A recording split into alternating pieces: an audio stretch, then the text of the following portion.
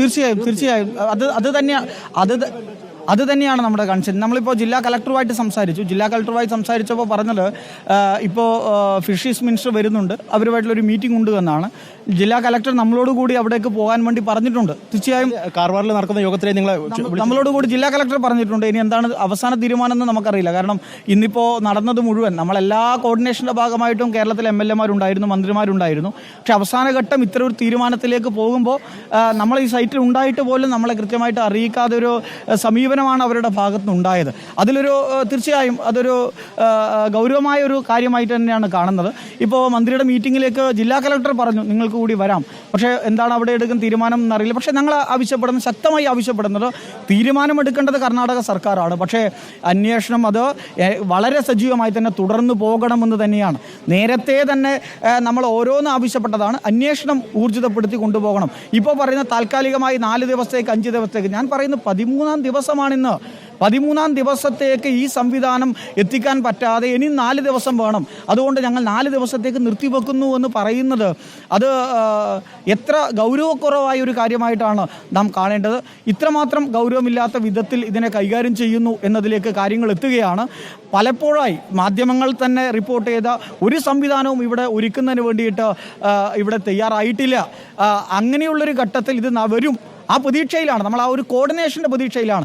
ഇവിടെ ഒരു പ്രയാസം ഉണ്ടാകരുത്, ഇവർക്കെതിരായി മറ്റൊരു തരത്തിലേക്കുള്ള ചർച്ച കൊണ്ടുപോകരുത്, നമുക്ക് അർജുനെ വേണം, അതോടൊപ്പം നഷ്ടപ്പെട്ട നമ്മുടെ സഹോദരന്മാരെ വേണം. അതുതന്നെയാണ് അർജുൻ്റെ കുടുംബത്തിന് വേണ്ടി. ജിതിനുൾപ്പെടെ ജിതിൻ ഇന്ന് ഉച്ചയ്ക്ക് എനിക്ക് ഭക്ഷണം പോലും, ഞാൻ അത്രയും നിർബന്ധിച്ച് ഭക്ഷണം പോലും കഴിക്കാതെ, കാരണം ഏതെങ്കിലും ഒരു നിമിഷത്തിൽ ഇവർ മാറ്റം വരുമോ, ആ രീതിയിൽ ഒരു 3 മണിയോടുകൂടി ഇത് അവസാനിപ്പിക്കുക എന്ന് പറയുന്നത് അത് ഗൗരവമായ ഒന്ന് തന്നെയാണ്.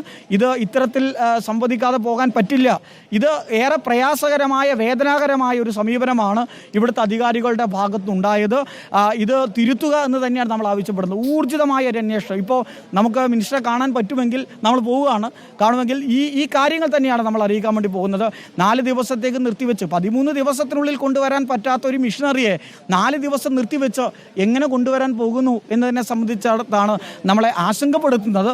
ഇത് പൂർണ്ണമായി ഇത് അവസാനിപ്പിക്കാനുള്ള ഒരു ശ്രമത്തിൻ്റെ ഭാഗമായിട്ടുള്ള ഒരു സ്റ്റേറ്റ്മെൻ്റ് ആയിട്ട് തന്നെയാണ് നമുക്ക് കാണേണ്ടതായിട്ടുള്ള ആ സംശയം തന്നെയാണ് നമ്മളിലുള്ളത്. അതുകൊണ്ട് ആവശ്യം എന്നത് ഇപ്പോഴും നമ്മുടെ ബഹുമാനപ്പെട്ട കേരള മുഖ്യമന്ത്രി ഇന്നുൾപ്പെടെ കർണാടക മുഖ്യമന്ത്രിയോട് ആവശ്യപ്പെട്ടതുപോലെ ഊർജിതമാക്കുക അന്വേഷണം എന്നുള്ളതാണ്.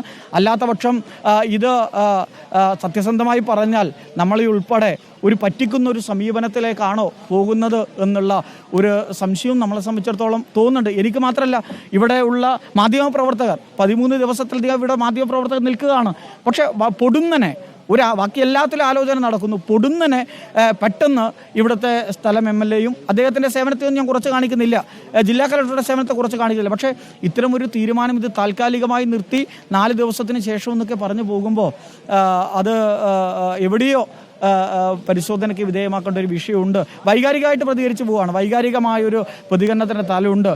ജിതിൻ പറഞ്ഞൊരു സ്റ്റേറ്റ്മെൻ്റ് ഉണ്ട്, അർജുനില്ലാതെ എങ്ങനെ കോഴിക്കോട് എന്നുള്ള ആ ഒരു പ്രയാസം നമ്മളെല്ലാം ഉണ്ട്, കേരളത്തിലെ ഓരോ മലയാളിയിലുമുണ്ട്. ഈ സമീപനം അത്യന്തം ഖേദകരമാണ്. അത് ഈ അധികാരികളുടെ ഭാഗത്തുനിന്നുണ്ടായ സമീപനം അത് ശരിയല്ലാത്തതാണ് എന്നുള്ളതാണ് പറയാനുള്ളത്. ഊർജിതമാക്കുക എന്ന നമ്മുടെ ആവശ്യത്തിൽ തന്നെയാണ് ഞങ്ങളിപ്പോഴും നിൽക്കുന്നത്.